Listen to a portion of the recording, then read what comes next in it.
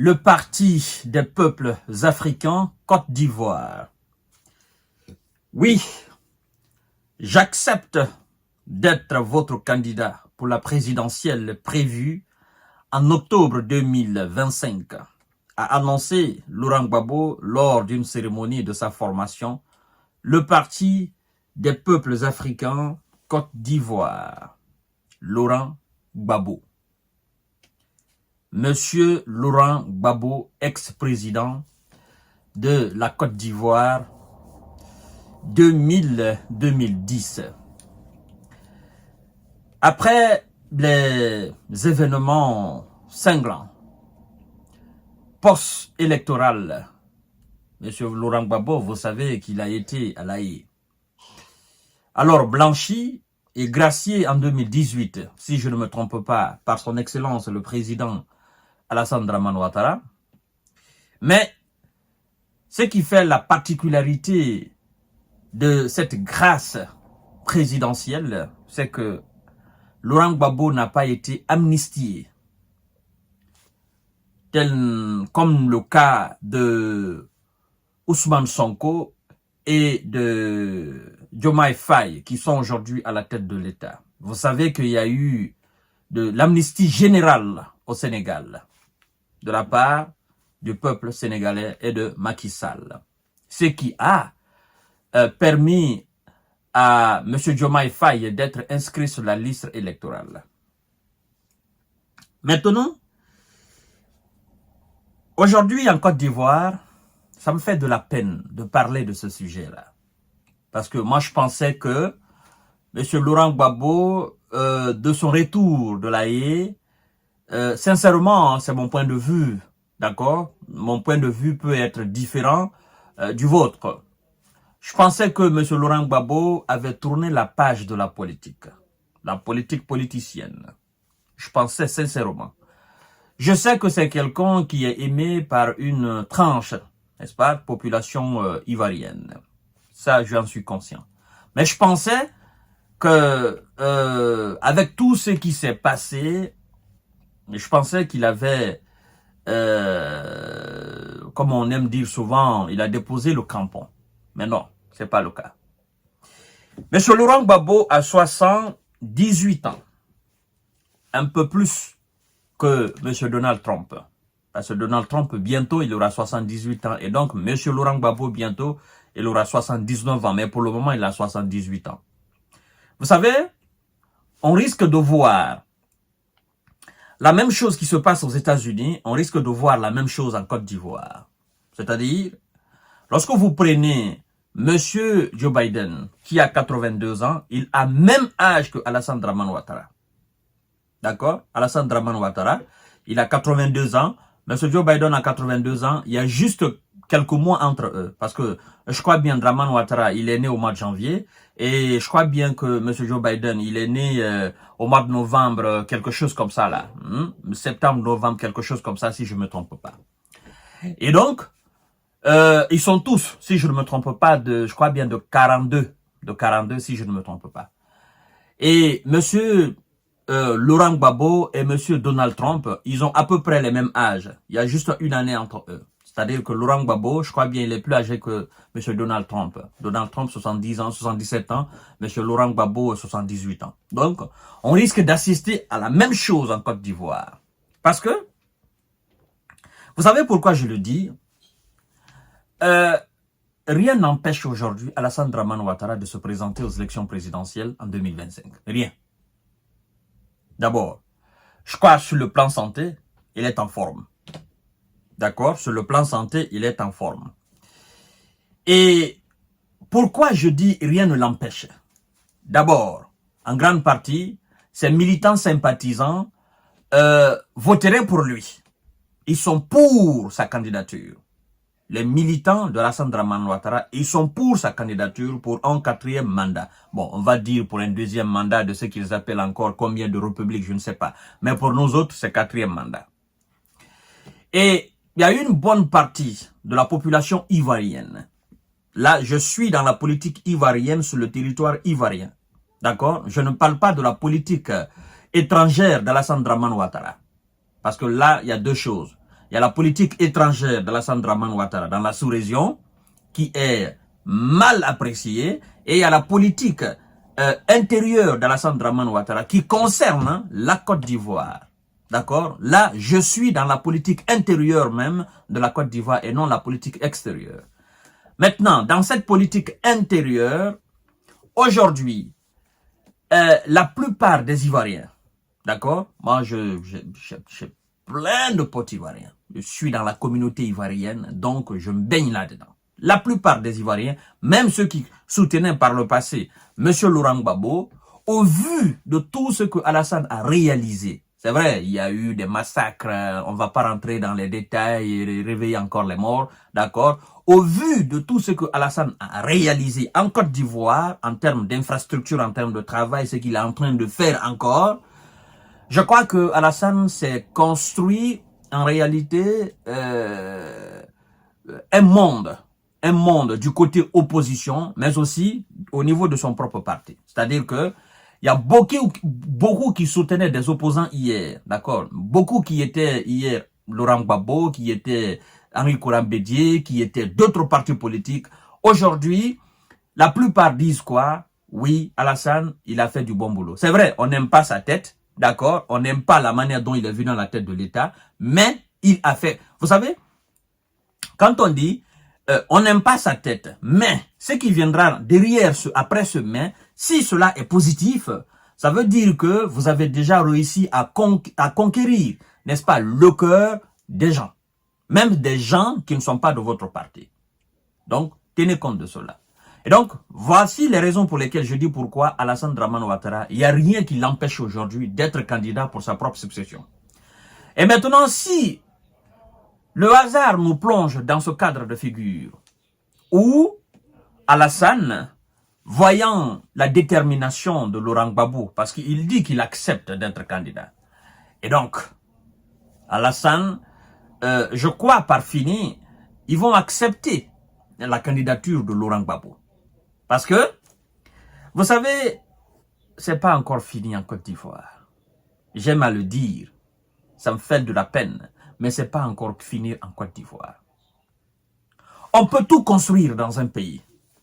Mais si politiquement, le pays n'est pas assis, politiquement, le pays n'est pas stable, politiquement, il y a encore du boulot au niveau de la passation de main entre président sortant et président entrant, qui ne sont pas issus du même parti politique, c'est-à-dire on organise les élections tel que ça s'est passé au Sénégal ou tel que ça se passe quelque part ailleurs en Afrique ou ailleurs dans le monde, où on fait les élections, on organise les élections, un autre parti politique vient à la tête de l'État et qui est différent de celui qui est là et que tout se passe dans le calme. En tant que cela n'est pas fait d'abord en Côte d'Ivoire, il y a du boulot à faire. Si vous avez d'ailleurs constaté, depuis la mort d'Houphouët-Boigny, l'histoire politique ivoirienne à la tête, c'est-à-dire la présidence ivoirienne, c'est une présidence qui est basée sur la violence. Sur la violence. Vous voyez la manière dont Henri Konan Bédié est venu, la manière dont il est parti, la manière dont, je crois bien, Robert Gueye est venu, la manière dont il est parti, la manière dont Gbagbo est venu, la manière dont il est parti, la manière dont Alassane Dramane est venu. Vous voyez, c'est pourquoi je dis, c'est la politique. La politique ivoirienne, elle est basée sur la violence. C'est vrai, depuis que Alassane Dramane Ouattara est venu, oui, c'est lui qui organise les élections, c'est lui le vainqueur. Et donc, il n'y a pas eu encore quelqu'un qui est accepté en tant que président, qui est différent, n'est-ce pas, du candidat d'Alassane ou d'Alassane lui-même. Donc, la question va se poser au niveau du changement de président d'un autre parti politique à la tête de la, n'est-ce pas, de la Côte d'Ivoire. C'est-à-dire que Alassane accepte de partir ou le parti d'Alassane accepte de passer le pouvoir à quelqu'un d'autre. C'est là le problème. C'est-à-dire cette passation-là. C'est là. Tout le hic se pose là. Le véritable problème de la plupart des pays africains se pose là. Vous comprenez? C'est la même chose au Cameroun. Qu'on veuille me faire croire que depuis 1982 jusqu'à date, toutes les élections qui sont organisées au Cameroun, ben c'est Paul Biya qui est l'étoile brillante du Cameroun. Il n'y a pas d'opposition, il n'y a rien. Pourtant, le même peuple camerounais est en train de descendre Paul Biya de gauche à droite. Ça veut dire qu'il y a quelque chose qui ne va pas. Vous voyez? Donc, si réellement, M. Laurent Gbagbo et ses militants restent fermes pour la candidature et disent réellement qu'il faut, à coup sûr, qu'il soit éligible, je crois que ça sera une manière pour eux-mêmes de forcer la main à Alassane Dramane Ouattara de se présenter aux élections présidentielles. Oui, c'est la vérité. Et si Alassane se présente aux élections présidentielles pour un 4e mandat, laissez-moi vous dire que rien ne va l'empêcher de briguer le 4e mandat. Dans les urnes même,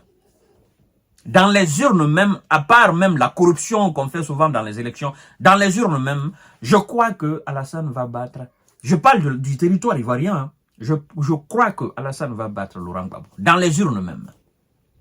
Parce que, vous voyez, on a constaté quelque chose lors de cette canne. Les propres militants de Gbagbo d'hier, eux-mêmes apprécient Alassane Dramane Ouattara. Eux-mêmes sont contents pour que Alassane continue. C'est pas de ma bouche. Je crois que vous avez vu les avis sur les réseaux sociaux. Je crois que vous avez vu ça. Où les propres militants de Gbagbo de ces années d'opposition, jusqu'à ce qu'il soit président ou jusqu'à ce qu'il quitte, ses propres militants même, la plupart soutiennent Alassane Dramane Ouattara. Ils reconnaissent le travail fait. Vous voyez, la plupart font même une étude comparative entre ce que Gbagbo a fait entre 2000 et 2010 et ce que Alassane a fait entre 2011 et 2010, 2011 jusqu'à maintenant. Ils trouvent du concret dans, n'est-ce pas, les 3 mandats d'Alassane Dramane Ouattara par rapport, n'est-ce pas, au mandat de Laurent Gbagbo. Maintenant, à parler de la politique étrangère d'Alassane Dramane Ouattara, ça c'est autre chose. À parler de sa relation avec la France, avec les États-Unis, avec les Occidentaux, ça c'est autre chose. Je ne suis pas dans ce domaine-là. Je parle de la politique intérieure même de la Côte d'Ivoire. Parce qu'il faut savoir faire la part des choses. Vous comprenez? C'est là où souvent les gens font de l'amalgame. C'est-à-dire que les gars, les Ivoiriens, ils sont fiers. Ils sont fiers de la politique intérieure d'Alassane Dramane Ouattara. La plupart sont fiers. D'accord? Ils s'en foutent de ce qu'Alassane fait maintenant à l'extérieur. Pour eux, c'est pas leur problème, c'est qu'ils soient dans le bonheur dans leur pays. C'est ça. Donc c'est ça la politique intérieure. Et donc, mesdames et messieurs, si dans les jours à venir ou d'ici 2025, vous constatez que Alassane Dramane Ouattara est candidat aux élections de 2025, ça ne doit pas vous surprendre. D'accord? Parce que je crois certainement qu'on va accepter la candidature. N'est-ce pas? Alassane va amnistier Laurent Gbagbo. Il va accepter sa candidature.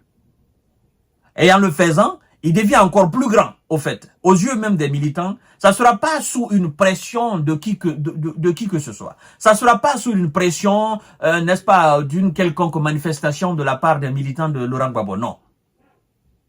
D'accord? En le faisant, il va grandir encore. En le faisant, c'est-à-dire, ça va être un coup dur. Ce qui peut apporter plus de popularité à Laurent Gbagbo, c'est quand Alassane va refuser la candidature de Laurent Gbagbo. D'accord? Ça va être un débat houleux. Et ça va augmenter sa cote. Vous comprenez?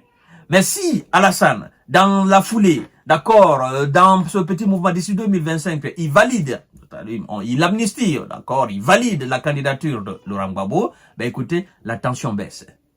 On dit, il est candidat aux élections présidentielles. Ils iront aux élections présidentielles.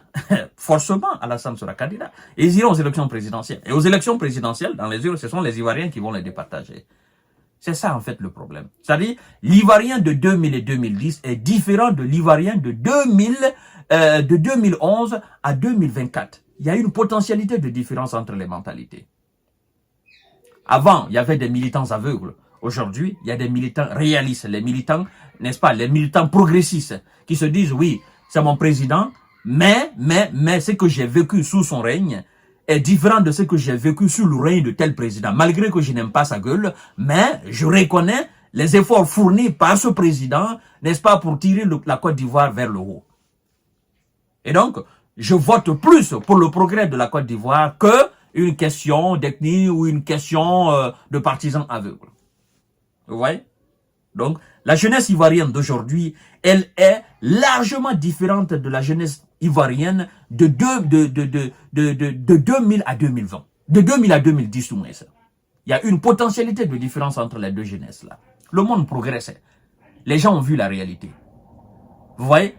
Il y a des millions de jeunes Ivoiriens qui sont sortis, qui sont venus à l'étranger. La France, l'Allemagne, qui sont allés aux États-Unis. Entre 2010 et 2024. Qui ont vu les réalités, qui ont vu les progrès dans les autres pays. Et qui sont retournés voir ce que Alassane a fait. Et qui font une différence entre pendant qu'eux ils étaient là et après leur sortie et leur retour. Ce qu'ils ont trouvé. Vous voyez? Donc quelque part, c'est pourquoi Alassane, je dis, oui, sa politique intérieure, il a réussi quand même à se construire un beau monde. Un monde où les gens, franchement, le trouvent bien pour la construction de la Côte d'Ivoire, pour le progrès, pour tout ce qu'il est en train de faire. Voilà ma vision des choses. Vous pouvez ne pas être de même avis que moi, mais c'est ça ma vision. Donc moi, je me dis clairement que Gbagbo, qui est maintenant candidat pour son parti et qui veut participer aux élections présidentielles de 2025, pousse Alassane Dramane Ouattara à se présenter aux élections présidentielles de 2025. Et dans les urnes, je crois que le peuple ivoirien a déjà même fait son choix. Il faut pas qu'on se leurre, hein. Ça, il faut qu'on se dise la vérité. Donc à tout à l'heure pour notre série d'informations de décortiquage. Partagez la vidéo dans tous les groupes possibles. Merci beaucoup.